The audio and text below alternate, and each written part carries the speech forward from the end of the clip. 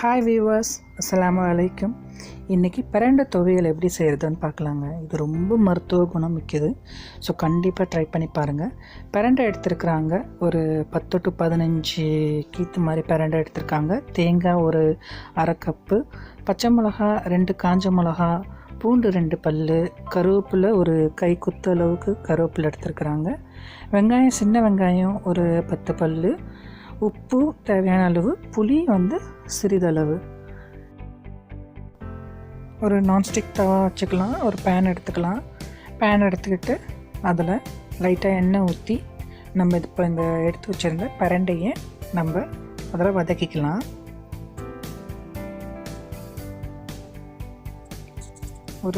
ஒரு டீஸ்பூன் மாதிரி அவங்க எண்ணெய் விட்டுருக்காங்க. எண்ணெய் ஊற்றி பிரண்டையை நல்லா வதக்கிக்கிட்டு அதை தனியாக எடுத்து வச்சிடலாம்.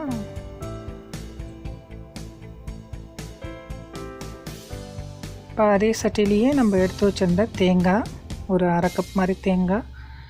ஸோ அந்த தேங்காயையும் அதே எண்ணெய் சட்டிலேயே நம்ம வதக்கிக்கலாம். இப்போது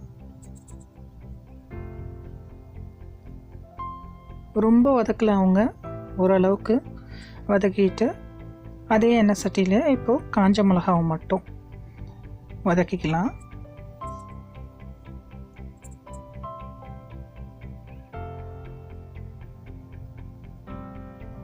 இப்போ காஞ்ச மிளகா எல்லாத்தையும் வதக்கியாச்சு.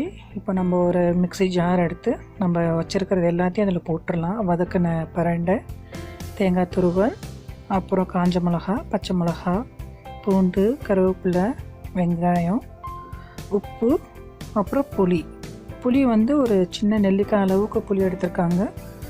ஸோ அதில் எல்லாத்தையும் கொட்டி நம்ம இப்போ அரைச்சிக்கலாம்.